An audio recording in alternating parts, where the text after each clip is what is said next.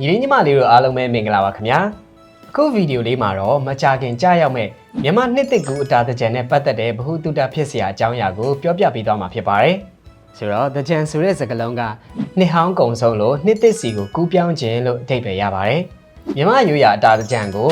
2024ခုနှစ်ဒီဇင်ဘာလ9ရက်နေ့မှာ UNESCO ရဲ့ Drama ယဉ်ကျေးမှုအမွေနဲ့ ICH စည်ရင်းဝင်အဖြစ်ကြေညာခဲ့ပြီဖြစ်ပါတယ်ဟုတ်ပါတယ်နောက်ပြီးတော့တကြံအကျိုးနေ့မှာဆိုရင်အတာအိုးထိုးပြီးတော့တကြံကြိုရာကနေပြီးတော့စတာပေါ့နော်ဟုတ်ပါတယ်နှစ်ဆန်းတရက်နေ့ရောက်ပြီဆိုတာနဲ့ထိုးထားတဲ့အတာအိုးကိုပရိတ်တရားနာတဲ့နေရာကိုကိုနဲ့တပါးယူဆောင်သွားကြပြီးတော့တရားနာကြရပါတယ်ဟုတ်ပါတယ်တရားနာပြီးရဲ့နောက်မှာဆိုရင်တော့ဘေးအန္တရာယ်ကင်းရှင်းစေဖို့အတွက်ပရိတ်ပန်းကိုအိမ်ရှိမှခြိထားပြီးတော့ပရိတ်ရည်ကိုတော့အိမ်ပတ်ဝန်းကျင်မှာပတ်ဖြန်းကြပါတယ်ဟုတ်ကဲ့ပါတကြံကာလကကုသိုလ်ယူတဲ့အချိန်လည်းဖြစ်တာမို့လို့လူကြီးသူမတွေကိုခေါင်းဆင်းမင်္ဂလာပြုပေးတာခြေသေးလက်သေးညှက်ပေးတာမျိုးတွေနဲ့ဒီဖះเจ้าကန်တွေတွားရောက်ပြီးတော့ဝေယဝိဆလောက်တာမျိုးတွေဥပုပ်တီလာစောက်တီတာမျိုးတွေပြီးတော့ဒုံလဘတ်ယဟန်ဝိတာမျိုးတွေပေါ့နော်တရားစခန်းဝင်တာမျိုးတို့နဲ့ကုသိုလ်ယူသင့်ပါတယ်အဲ့ဒါတွေအပြင်ငါးလွတ်တာမျိုးတွေနဲ့ဒီတရိတ်ဆန်ဘေးမဲ့လွတ်ပေးတာမျိုးတွေလုပ်ပေးပြီးတော့လည်းကုသိုလ်ယူလို့ရပါတယ်ဟုတ်ပါတယ်ပြီးတော့တကြံအတွင်းမှာဆိုရင်လည်းမော်လုံးရီပေါ်နဲ့ရွှေရင်အေးတကြံထမင်းစရဲ့တကြံရိုးရာမုတ်တွေကိုစတုတီတာကျွေးမွေးခြင်းဖြင့်လည်းကုသိုလ်ယူလို့ရတယ်လို့မျိုးပဲအလူတွေမှာလည်းဝိုင်းကူလောက်တာမျိုးတွေလည်းပါဝင်ပြီးတော့ကုသိုလ်ယူလို့ရသေးရဲ့နော်ဟုတ်ပါတယ်ညီမလေး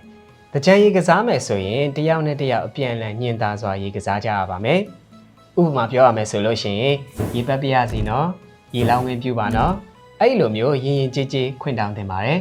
ဟုတ်ပါတယ်ကဲအခုဆိုရင်မြမရိုးရာအတာတကြံမှာပြုတ်လုတဲ့အကြောင်းအရာလေးတွေကိုပြောပြပြီးပြီဆိုတော့တကြံမှာမလုတဲ့နာလေးတွေကိုလည်းတတိထားရအောင်ပြောပြပေးမယ်နော်ဟုတ်ကဲ့ပါအရင်ဆုံးရေမပတ်ရမယ့်သူတွေကိုတတိထားသင့်ပါတယ်ရဟန်းတန်ဃာတွေတက်ကြီးတွေကိုလူကြီးသူမတွေကိုဝင်ဆောင်မိခင်တွေနဲ့မွေးကင်းစာကလေးငယ်တွေကိုရေမပတ်ရပါဘူးနော်ဟုတ်ပါတယ်ပြီးတော့တကြံတွင်းမှာကုသိုလ်ယူနေကြတဲ့ဥပုပ်တယ်တွေကိုလည်းရှောင်ပေးရပါမယ်နောက်ပြီးတော့တကြံတွင်းမှာအကြောင်းမျိုးမျိုးကြောင့်လုပ်ငန်းခွင်ဝင်ရတဲ့သူတွေတာဝန်ထမ်းဆောင်နေတဲ့သူတွေကိုလည်းရေပတ်တာမျိုးမလုပ်သင့်ပါဘူး